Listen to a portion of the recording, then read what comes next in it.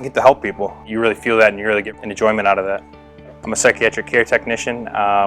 We're front line of providing treatment for the inmates we have housed here. There's no such thing as a typical day. I have been here for 3 years, and what I love about my job is the diversity. You never know what happens one day to the next. In the high management units, we tend to the needs of the inmates. We get them their meals, get them out for rec on a daily basis. It's more staff intensive because guys come out in restraints, and we make sure that the staff are safe as well as the inmates.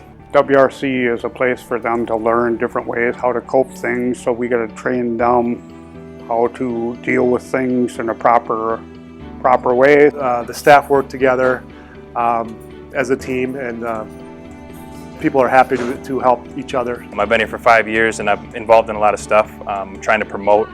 I'm a member of our emergency response unit, triple call, and emergency procedure trainer. I'm involved in peer support. I'm a PCT. I also am a trainer here for CPR and fire science. So really anything you want to be involved in WRC, there's room to do that. The satisfaction that you get from the job is knowing that you helped people better themselves and improve their living conditions. It's rewarding. It really is.